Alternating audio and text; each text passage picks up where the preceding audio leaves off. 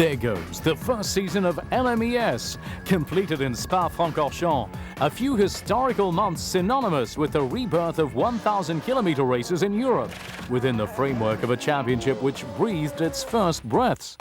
All the great names of the specialty were out to meet there, teams and drivers of international reputation. The launch of LMES was without doubt a true success right from the first months of its existence. I think at the same time there's a real clientele in terms of drivers for these events and in terms of spectators. There'll be 4 events this year. Chose the circuits according to those which had the greatest history in endurance racing.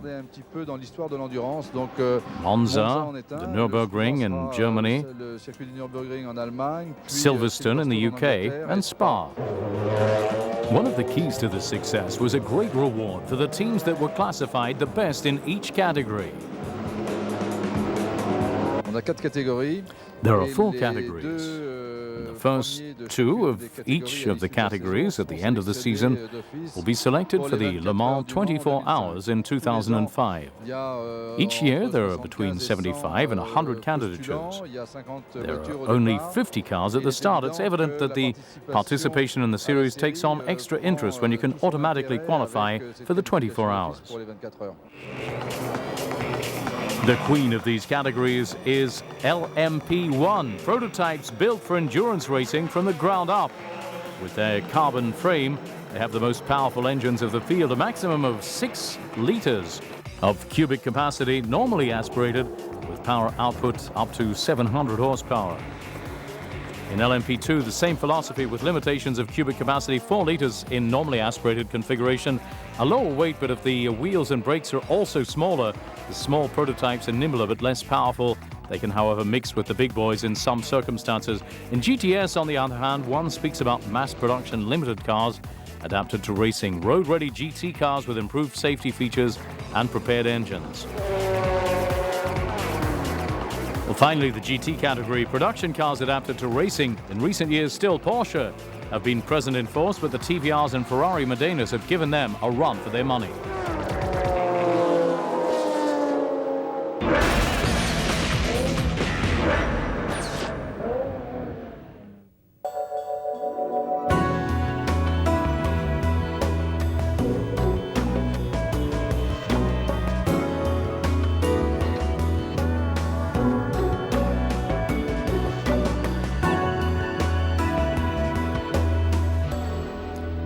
The first confrontation of the season at Monza in Italy, and already Audi set the stage. They occupy the top places on the starting grid. Only the official Zytek team managed to rise up among the front runners. Classified better than the GTS, the superb Celine of Team Vitaphone precedes the Ferraris. On the impetus of its recent victory in GT, the car of the German driver Michael Bartels, Uwe Alten and Franz Conrad will start from pole position in their category. Team Fresingers in pole position in GT. With their first place in LMP2, Team Belmondo have engaged a Courage C65.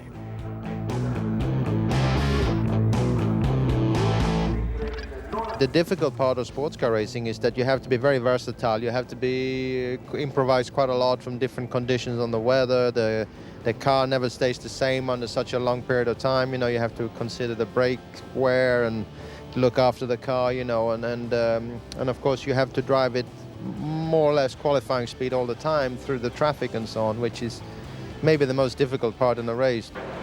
We find ourselves in the starters tower just a few moments from the start of the race.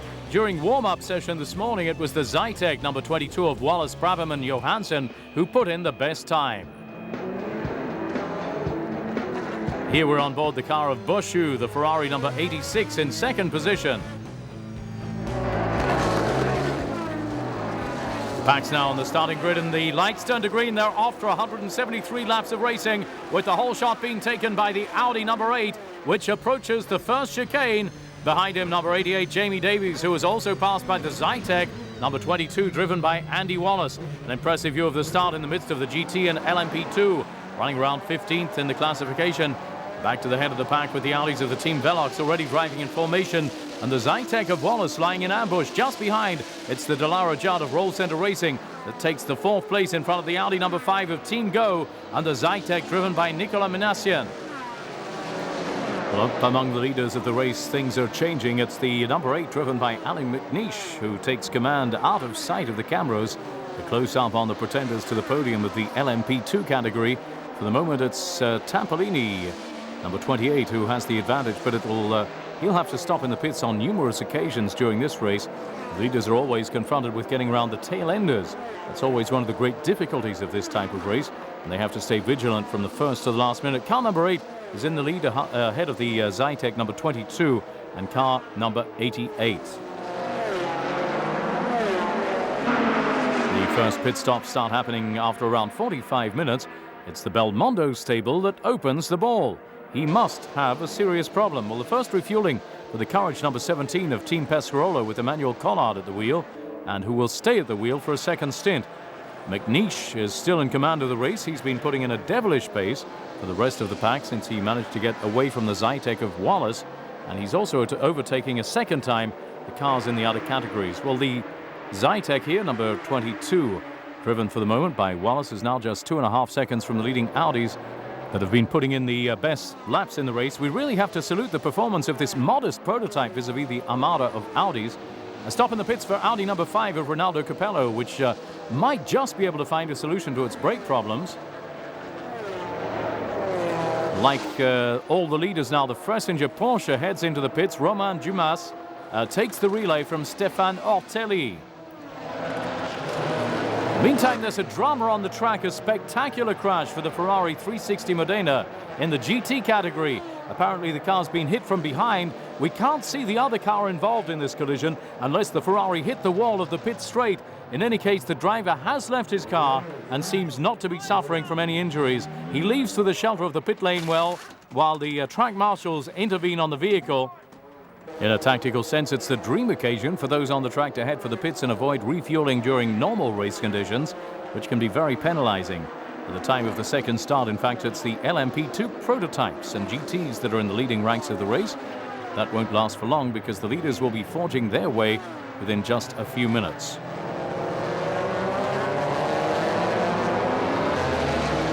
Misfortune for the Lola Judd of the American team Intersport, which is driving without its rear hood. Whatever happened, interesting to find out. We can see in this replay what took place just a few seconds before this image. In breaking into the chicane after the pit straight, it's the Porsche number 76 of Joel Camatias, Franco Groppi and Gianpaolo Tecni that misses its braking and smashes at full pace into the back of the Lola number 32. An impressive image, but no one was injured in this action. Porsche driver, who was at the origin of the incident, immediately excused himself to the victim. Now things are back to order on the track. We find the number 88, the Audi driven by Johnny Herbert, who took over from Janie Davies, a car which thus occupies the leading position in the race to the detriment of Alec McNeish. Well, there's a car in trouble on the chicane at the end of the start. Finish straight, a prototype spins just at a time when the leaders are approaching this part of the track. The other end of the track, more pit stops are in the wings. That's the Courage of Pescarolo, number 17, that of the Zytek, number 3 of Team Creation. Return to the battle, which is rearing its head in the lead between the two Audis of the team Velox from the UK. We should remember that Johnny Herbert is in the best place, but he only precedes Alan McNeish by a few car lengths.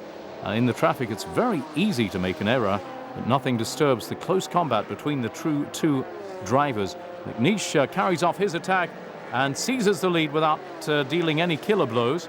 Perfectly orchestrated maneuver, favored by the presence of slower competitors on the track there.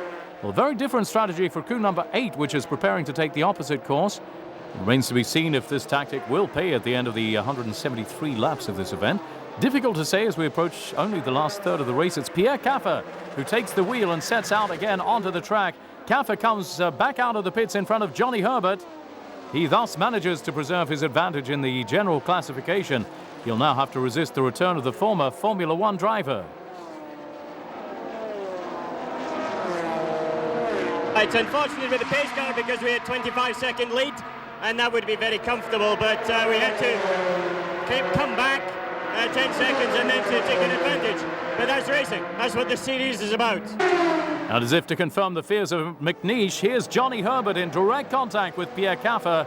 The British driver carries out an incredible attack outside the trajectory and even overtakes a tail ender on the grass before seizing the command of the race. But nothing is final because the two cars are neck and neck. Caffer on the outside and Herbert who takes the advantage. And here coming up now, we see the standings on this event with 121 laps covered until now. There are 3 Audis occupying the places on the podium. In the 10th place, it's the Labor Ferrari that occupies the top of the GTS classification in front of the Vitaphone Celine, which is now 1 lap back. Finally, the 13th position, the leader of GT, Team Fressenger with its Porsche driven by Otelian Dumas. Change of drivers here for the Audi number 5 of Team Go, which is occupying 3rd place at the moment. Tom Christensen leaves the wheel to the Japanese driver Ara. There's a problem here for the Zytek of Nicholas Manassian. Number 3, thick smoke coming from the left rear side of the car. A new stop in the pits also for Zytek, number 22, running now in the neighborhood of 6th place. Stefan Johansson, who's at the wheel, he seems to have some problems. All this as the rain starts to make its appearance on certain parts of the circuit. This could be favorable for the Pescarola number 17, which is running 4th in general classification. Question is, rain tires or slicks? This is the question the teams have to ask themselves while the rain settles in and is intensifying in the park at Monza. The Audi camp, in any case, seem to have made their choice already.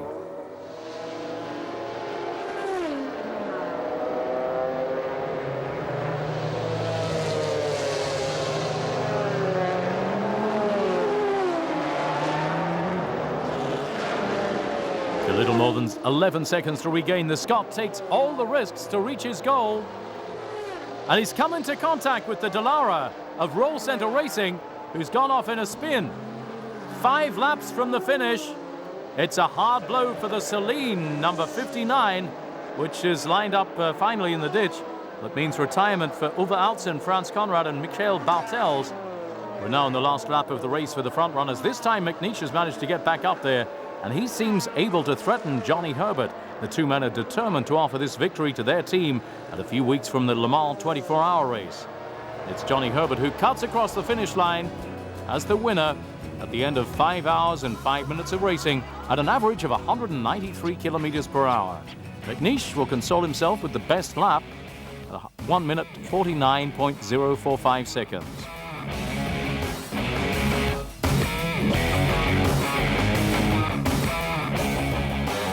Victory under the belt after a tough battle for Johnny Herbert, who appreciates this situation 3 weeks out from the 24-hour of Le Mans. It was an important one because we've seen how quick the Zytek has been going. Been very, second pole position. It was very quick in the race, very difficult to pass for us. So I think in other races, Nürburgring, for example, I think it's going to be a big fight and very difficult to beat them. So these points are very important towards that championship. But it's good morale for the guys and for going into Le Mans.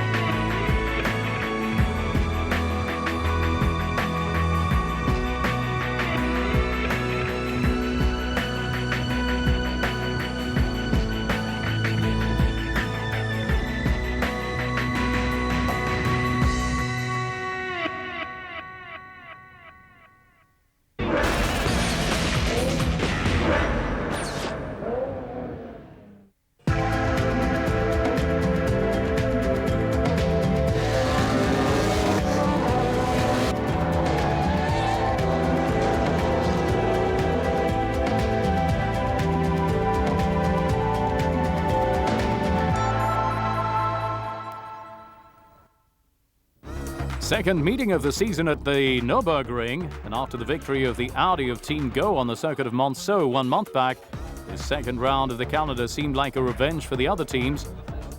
In pole position, it's the Zytek number 3 of Nicholas Manassian.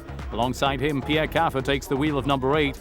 Then there's the Audi 88 driven by Johnny Herbert, and alongside him, Seiji Ara takes the first stint at the wheel of number 5, as we just saw on the screen. In 5th place, the C60 Courage of the Pescarolo stable. Of course, it's a special preparation for the Nürburgring because it's a slow track, so we change quite a lot the car, but that's a normal job. You know, the car was very well after Le Mans, and it's no problem with it. On the starting line, the green light is now imminent, a start which already pits the Zytek number 3 against both Audi R8s of the team Velox. Pierre Caffer tries to slip inside while Johnny Herbert remains outside to approach the first turn. Nicholas Manassian has to keep a check on his rearview mirrors to choose the best trajectory and keep his adversaries from overtaking. And during this time, it's the second Audi, the number 8, that sees its 3rd place threatened by the return of the Pescarolo of Ayari, who has already passed the number 5 of Team Go. Manassian's in front of Herbert, Caffer, Ayari and Ara here for the first tussle for the leading positions as we come towards the end of the first lap at a sprint pace. Today, this is one of the peculiarities of endurance racing. Johnny Herbert putting a lot of pressure on Manassian. Herbert tries to pass on the outside. And meantime, Caffer slips inside. Manassian's the meat in the sandwich. There's nothing he can do to resist this double attack. In just a few seconds, he slipped from 1st to 3rd place. But he's not letting go of those 2 Audis. He's able to keep up with the pace.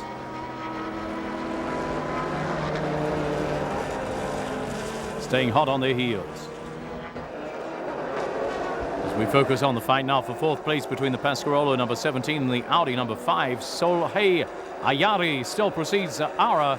The Japanese driver tries an attack in the first braking zone of the circuit and doesn't manage to pass. The C60 Courage also has a chassis which enables it to resist the Audis in the windy parts of the circuit.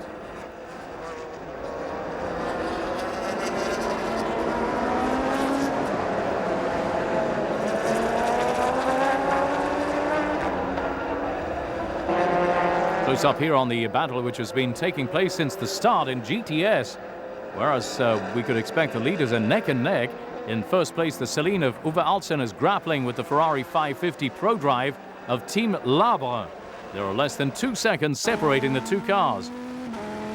Here we're on board in the GTS category on the Viper number 60 of Team Force One. It's the young Frenchman Bruno Besson at the wheel.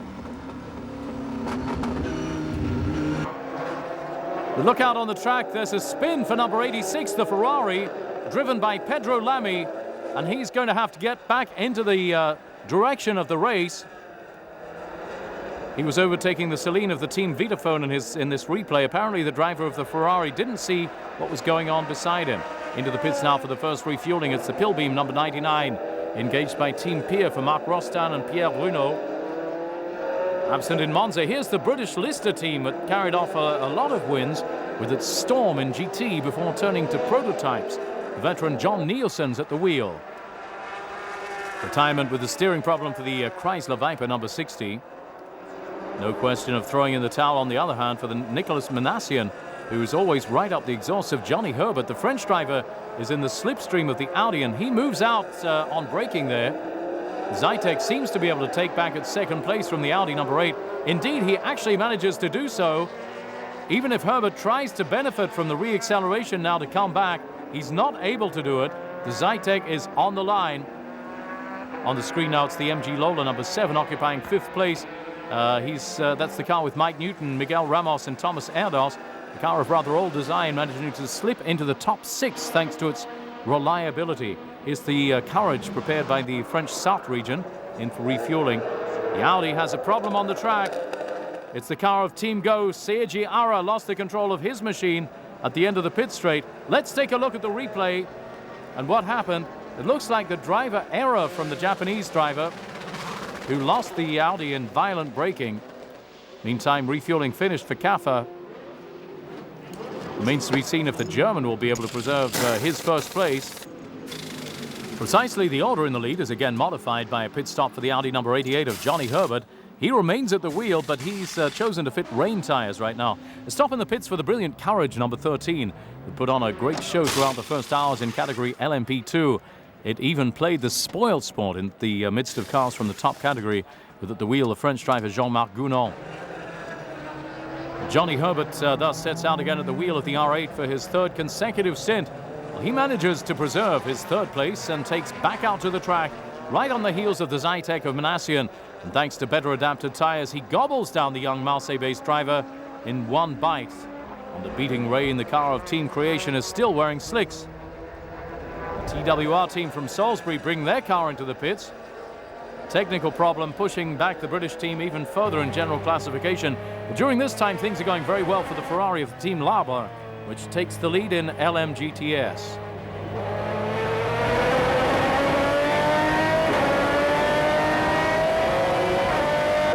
The man at the lead, Pierre Caffer, has just fallen into a trap at the end of the pit straight. He's stuck here in the gravel trap. Let's take a closer look at what pushed him to fault. In fact, quite simply, he missed the braking, but taking into account the traffic that surrounded him, he preferred not to block up his brakes, and he went straight off. Unfortunately, he didn't slow down enough to avoid the gravel. Takes back to the race after losing a lap. Meantime, there are worried faces at Audi, all the more so as Manassian doesn't release his grip on the new leader. An attempt for Manassian, who this time has to remain behind the Audi. Perhaps he'll be able to again slip along the rails at the end of the straight, but no. He's too far back to profit from the slipstream of his adversary, but he finally finds a little mouse hole to slip through and pass into the lead. But the Audi is more powerful, and Herbert takes back what was his in re-acceleration. Again, a tight scrape between the two. During this time, Caffer's trying to catch back up his lost time, and look out, he hits a tail ender in LMP2. All's well for him in the end, but that could have finished very badly. Manassian's in trouble meantime. It seems his rear left tire has blown out. He misses his braking in that first turn. He's back in the gravel in the safety zone. Difficult to imagine he might be able to get out with any hassles from here. He'll have to wait for the track marshals, and he'll lose a lot of time there. Well, in the pits with the Pescarolo number 17 for refueling with the driver change, it's Eric Hellery who takes over from Sohei Ayari. Both Audis are in the pits simultaneously. Pierre Caffer sets out again first. He'll be taking the lead of the race ahead of Johnny Herbert in the GT category. It's a superb battle that's been taking place for some time now between the leading cars, that of the Certec Motorsport with Adam Jones and Sascha Masson, and the Porsche Friesinger of Stefano Telli and Emmanuel Collard. Here we're on board the number 85 of the Frenchman. Meantime, in GT category, the new leader of the race passes the Porsche number 80 of Xavier Pompidou and Marino Franchitti. Well, an impressive position here for Lucchini of the Palmer stable. Unfortunately, as we can see, the driver was unscathed there. The situation at the head of the race is tilted in favor of the Audis. And while Johnny Herbert, we can see here, taking a small pause, the Courage number 26 is out with a new mechanical problem. There's less than a third of the race left to run, and the Pescarolo number 17, driven by Eric Hellery, is hanging in there. He's still among the top 6 overall. A new mishap for the roll center Dallara, again victim to the first braking error. This time the driver runs up against the low wall which girdles the track. Fortunately, the machine doesn't suffer from this shock, and he sets out again to defend his 6th position overall. Well, the explanation of these problems on the track, it's the arrival of a new downpour on Nürburgring. It's a new possibility for in-depth modification of the hierarchy of this race. Definitely bad luck seems to be hanging over Capello and Ara, who've been already victims to major problems with brakes at Monza in the company of Tom Christensen. In this replay, he's victim to a driver error by the Porsche number 71. Another problem on the track for the Pescarolo, whose Sohei Ayara had taken the wheel at the time of the last stint. Frenchman's blocked in the gravel and calls the track marshals to be able to get back into the race. Additional proof that the track conditions are delicate for everyone in the GT category. Here on board the Ferrari Modena of Team JMB. Here the number 61, which is in a fight for the 3rd place of the GTS category, with the Celine number 52 of Gabbiani and Bennett, the 572 Maranello, which made its debuts in competition at the end of the last season. It'll be without any doubt the car to beat in months to come. On your screens right now, the Dallara Judd number 6, currently in 6th place. An excellent performance from this private car. And we return now to the leaders for the last minutes of these 1,000 kilometers of Nürburgring. The number 8 still has a very tight grip on the reins of this event, with 1 lap's advance over their sister car. It's a last-ditch struggle for McNeish at the wheel and Pierre Caffer in the pits, who led this round of the LMES since the halfway point. A new doubleheader for Audi, with the number 88 of Jamie Davies and Johnny Herbert coming across the line in second place.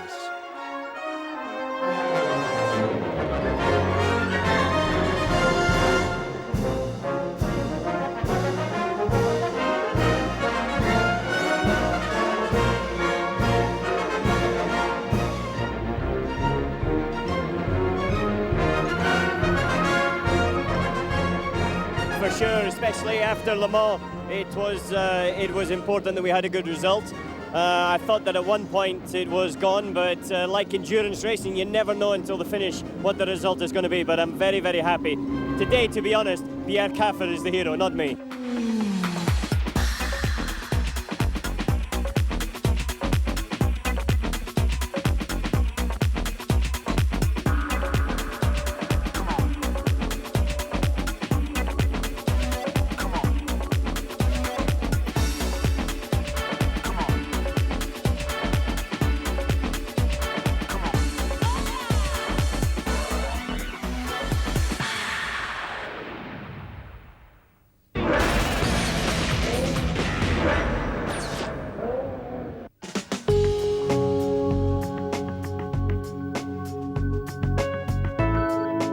LMES 2004 lives its third and second last round of the season.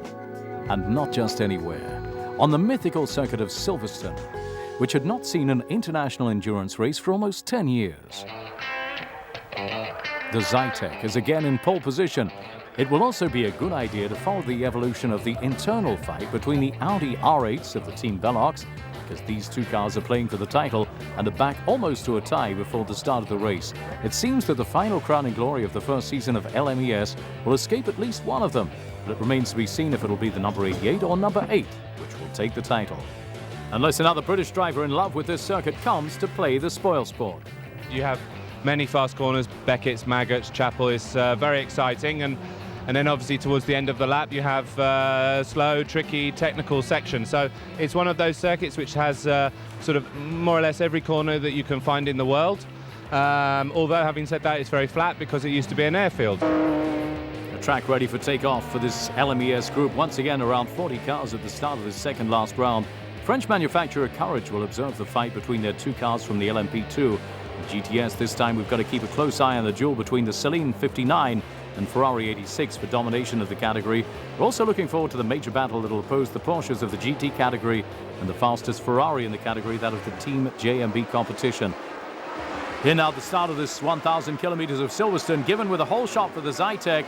Manages to preserve the upper hand over the Audis. 3 Audis and 3 Zyteks mixed ideally in the first 6 places. Prepare us for an explosive situation in the first laps of this race. The pace is very constant between number 22 and number 88. They're young drivers behind the wheel, and in the case of the Zytek, they're not playing for the title, but would like to dazzle the field by checkmating the Audis, which have been the queens of endurance for several years. First overtaking maneuver coming up, the Audi number 5 taking on the Zytek of the Team Jota. It drops back to 5th position. Battles also raging between the Lister Storm and the Dallara Roll Center Racing, which dispute a place in the top 10. For the moment, it's the Italians who hold the advantage, but the British driver hasn't had the final word.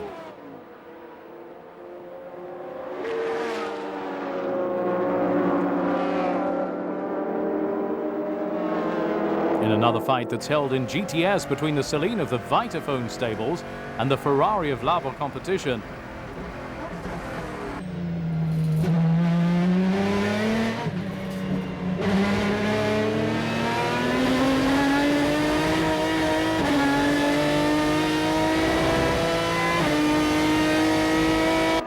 In the LMP2 category, the domination of the Courage number 13 is total, with Jean-Marc Gounod, who took the start, widening the gap on the following pack.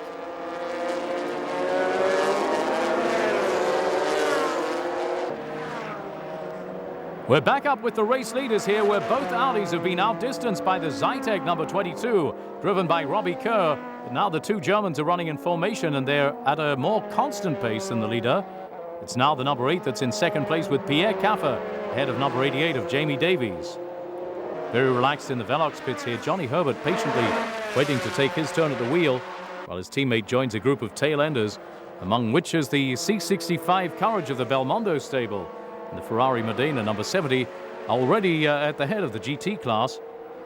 As for both the Audi Velox, they're attacking the car which took third best time in qualifying in LMP2. It's the Pilbeam MP91 with the Judd engine of Team K2. But what's happening in the pits of Porsche Fressinger? The car remains stationary long seconds. The mechanics are intervening on the front end on a steering problem. Here in the image is the car that currently occupies the third place in LMGTS classification. It's the Celine of Graham Nash stable, ahead of the Ferrari 575 Maranello of Team Baron Connor. Well, it's been an underhanded trick for the race leader. The car 22 has been in the pits for a long time, just like car 26 in LMP2, two of the fastest prototypes of their category that have lost their advantage. Here again is Robbie Kerr at the wheel of the Zytek, which is back up behind Kaffer. They attack superbly, taking back second place. Well, the style of this British driver is absolutely superb.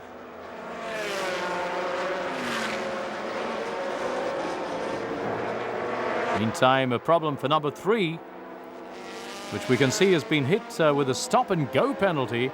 The race marshals have sanctioned him for the absence of an extinguisher at the time of refueling. The Lister Storm's in trouble on the track. It's a spin which could have finished very badly, but the Lister gets back into the race. It had been qualified 8th in qualifying. During this time, the Celine number 59 loses the lead of the GTS class. Car of the team Vitaphone is victim to a puncture. That spin makes it possible for the Ferrari number 86 to take the command of this category.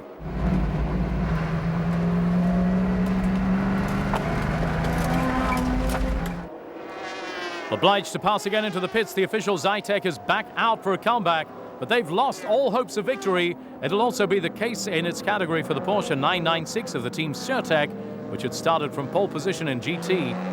The Zytek is now a long way back from the men in the lead. In particular, they were victim to a bingle with the tail ender during overtaking at one point.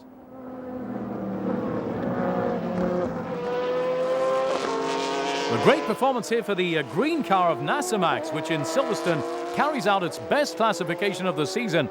Romain Dumas, Robbie Sterling and Werner Luckberger placed their car 5th in general. Quick look at the GT category, where the lead of the race has been occupied since the second hour by the Ferrari Modena of Stefan Dowdy and Roman Rusinov. We find the Zytek of Team Jota still in 6th position at the end of the 4th hour of racing. Thanks to its new tyre combination using French tyres at Silverstone, its level has further progressed. Stop in the pits for number 88, the Audi driven by Johnny Herbert for refueling both the car and the driver. A change of front bodywork after a contact with a tail ender. Close up on the car, which is currently in 6th position. It's the Lola MG7 of Erdos, Newton and Ramos. It'll be their best result this season. There's a tangle in the top 10. It's the Zytek number 69, which has been pushed by the Lister, and the Dallara of Roll Center just managed to avoid it. The two cars are stuck in the gravel, but this could have finished much worse. They'll both be able to get back out onto the track.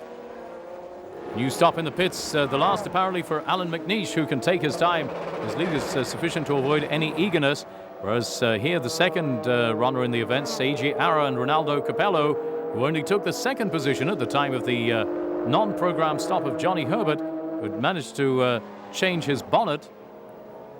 Stop for a few moments to look at the Lola Caterpillar of the Team Taurus, which currently is running in 26th place, a very exotic prototype in LMP1 since it's powered by a diesel engine, certainly far from the leaders, 21 laps precisely, but it uses a very unusual technology in motorsport and deserves our curiosity. And with only 50 laps to go, there's been no disturbance by rain at any point during this race. On LMP2, they don't need that to go into battle. Here, an overtaking attempt between the Tampolini number 28 and the Lucchini 31. Two cars not in the same race, since they're respectively running 32nd and 18th on the field. Still leader in GT category, the Russian Roman Rusinov, who debuted on a European level in the Renault Formula Championship. The leader during this time has just approached his last lap. It's Alan McNeish in the lead after a stint of 3.5 hours. And the Scotsman's now within reach of his 2nd victory in LMES this year in the company of his German teammate Pierre Kaffer. McNeish passes victoriously under the checkered flag and will greet his team after this superb demonstration of mastery here. In second place, Ronaldo Capello and Seiji Ara at the wheel of the Audi number 5. The Ferrari of Labour competition remains out of reach in GTS, and it's thus a third victory for its drivers Pedro Lamy, Christophe Boschu and Steve Zakia, who are virtual champions. It was wonderful, even if our setup was not so good because our engineer was not there. But now it's a third victory and the title, so it's really wonderful.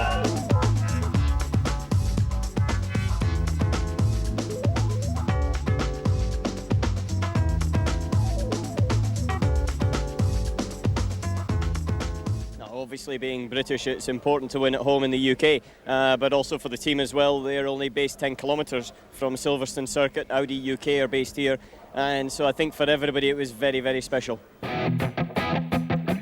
Very important, and all the more so as this allows McNeish and Caffer to again take the initiative in the championship before the outcome of the season at Spa-Francorchamps.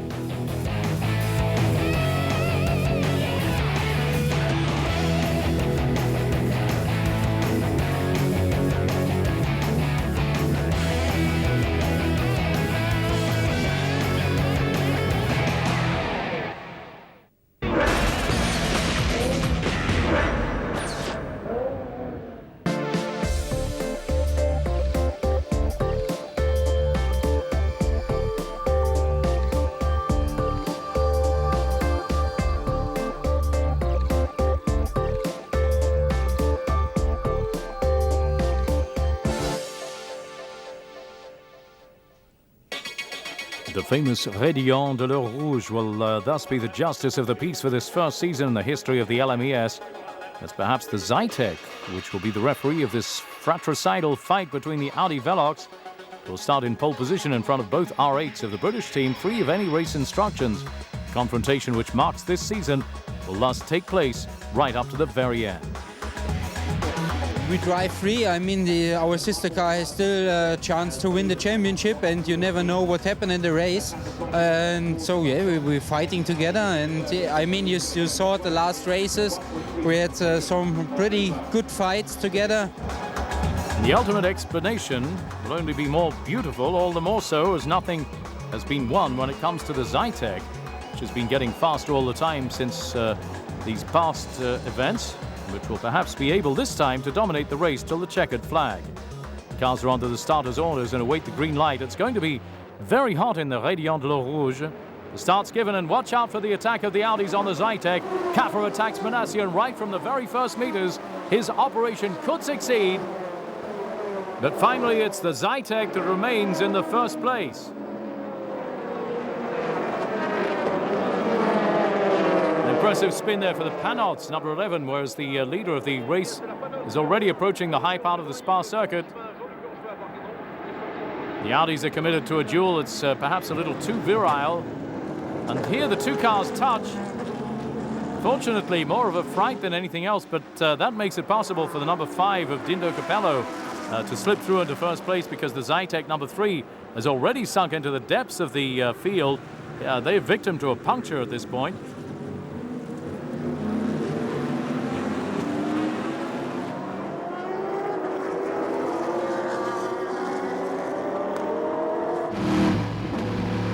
Back for a replay of the mishap of the Panots number 11 on board this time for some high emotion.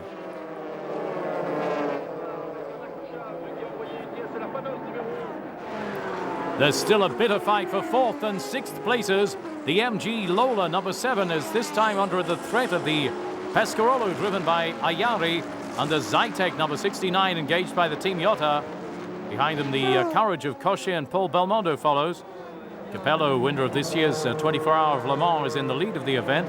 The LMP1 have already turned on their headlights because they'll soon be catching up with the tail enders, and this is how they signal their presence to them. While the Zytek number 3 returns to the pits to change tyres, the Audi number 5 hangs onto its position and sets the pace for the remainder of the group. Ronaldo Capello is running ahead of Pierre Caffer, and the two cars are very close. So much so indeed that the German manages to pass the Italian and slips into first position.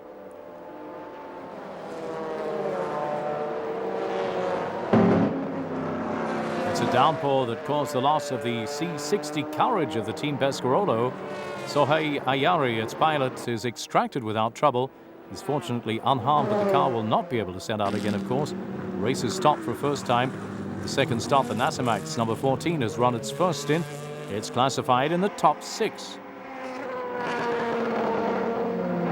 Here's the Zytek number 3 pushing to try to make up for its lost time after the unfortunate puncture on the first corner. We're on board the Ferrari number 70, which is currently trying to remain in the race for the title in GT category. For the other competitors, things aren't going so well. The Palmer number 31 has to come into the pits. It's lost a lot of time.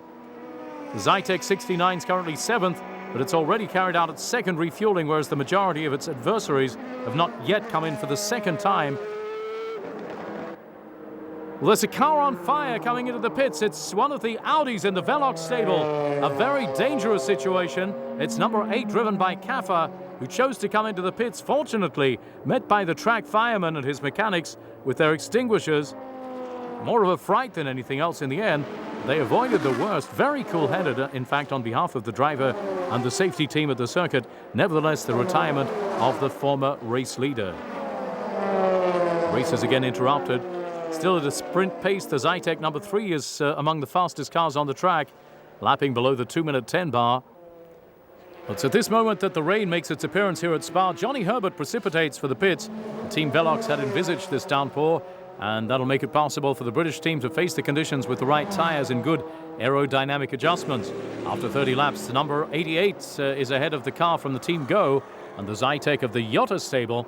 Exceptional 4th place for the LMP2, engaged by the Courage competition team, following like a shadow, followed by the prototype of the Team Belmondo.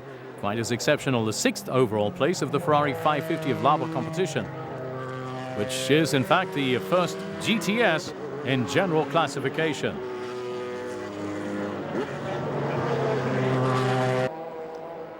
Back into the pits for slick tyres for everyone now. The rain has stopped and the trajectories are drying.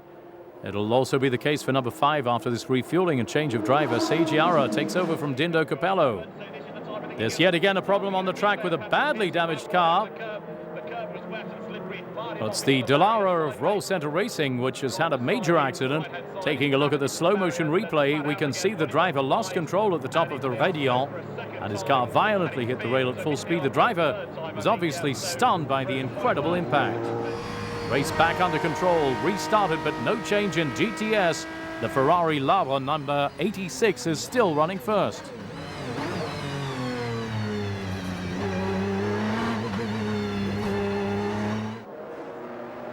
Problems still for the Zytek of Team Jota.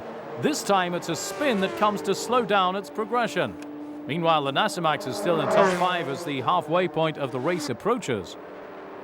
Well, here's the leader of the GT category, already author of the pole position in that category. It's Stefan Ortelli, who's at the wheel of the car. And in addition, the men of the Team Fressinger are in a very nice 9th place overall. As for the Nasamax, it was 4th before this incident. The car is destroyed. And, this being the case, the team will not be able to set out again. It causes a new interruption to the event. The Celine number 59 profits from this to bow out due to a technical problem. Still an excellent occasion to make itself conspicuous for the official Courage LMP2, which is in a battle with the C65 of Team Belmondo for the leadership of its category. It's also running 5th in the general classification. Unfortunately, the other Courage is again victim of fate in view of the finishing line.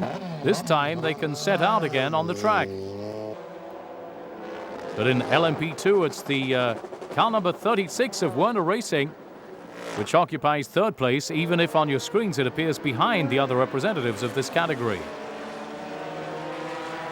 In GTS, also since the withdrawal of the Celine number 59, it's a Maranello Ferrari, which is in 3rd position, the number 87 of Team Labour with Goerslav, Enger and Pergel. As for the Zytek of Nicolas Manassian, it's filling its objectives since the Frenchman passed the MG Lola number 7. Now he's in the 3rd place of classification. One can imagine what his final result could have been had he not lost more than a lap from the very start of the race because of his tyre blowout.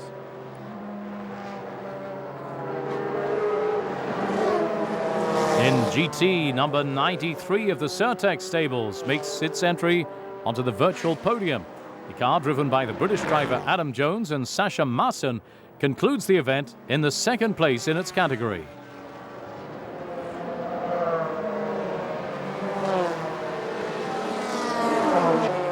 In the third place, the Porsche number 80 of the Sebar stable now occupies the third place, which makes it possible for this team to be classified number 1 in the GT Championship standings.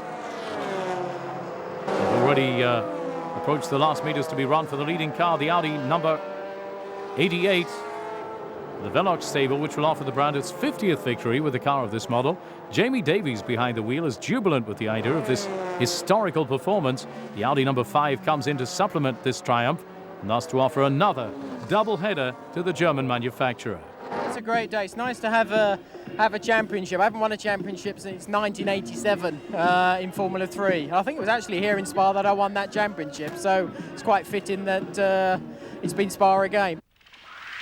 A great season for Johnny Herbert and Audi, who conclude this last race of the season with a fantastic performance.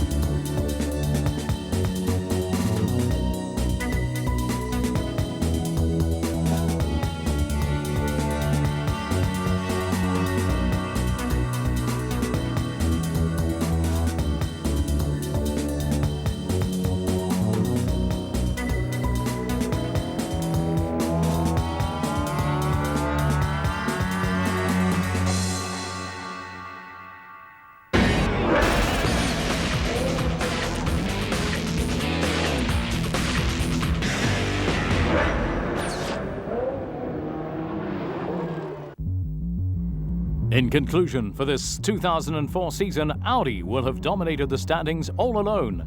Those of the team Audi of the UK Velox, assisted by the R8 of the team Go, but on the track the Zytex gave them a good run for their money. In general classification, however, the domination of the German brand results in a triple header, and the first two win their place in the 24 Hours of Le Mans 2005. In LMP2, despite being absent in Monza, it's the Courage number 13 that takes the title ahead of the Pilbeam of the French team Pier Competition.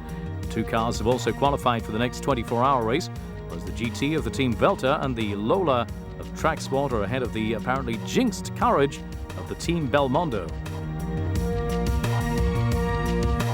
And what can one say about GTS this season, if not that it was subject to the outrageous domination of Team Labre? The crew didn't leave anything for the others and precede with their 550 Maranello, a more recently engaged 575 from the Baron Connor stables, two new qualifiers for Le Mans, but the position of the Celines doesn't reflect their real value, and a revenge could well be taken in 2005. Finally, in GT, it's the Sebar and J&B Racing stables which take the lion's share with a Porsche 996 and a Ferrari Modena. The price of their regularity will be a place on the starting grid next June. Everything was played on a points level between the three first-place getters in the standings, and with its two class victories, Freysinger could have done better, just like Team Certec with its Porsche. So that's it for the facts and figures of this first season in the history of LMES, the year of rebirth of 1,000-kilometer racing, which has gathered together a good number of enthusiasts, drivers and public alike. And seeing these images, one can understand them. A passion shared by some of the top actors and the better-known observers of this year of discovery.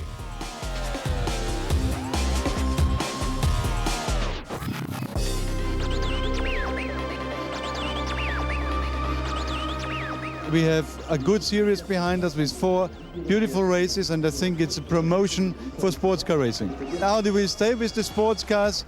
We have committed to that, and we are happy about it, and we are sure that sports cars will have a good future. For sure we'll be there next year, that's 100%. We're trying to build up a 2-car team for next year with the Courage and the same engine with the RER, so it looks going quite well for the moment, but at that time of the year everybody's very optimistic. We'll see in the winter. I like it. The 1,000 kilometers for me is a distance with history, and I hope also with future, because it's the right way. You can go with 2 or with 3 drivers. and the teams have a lot of chances to play tactics, and racing is still going on. I like very much the cars, and I don't like very long distance race because you depend for many drivers to get with you.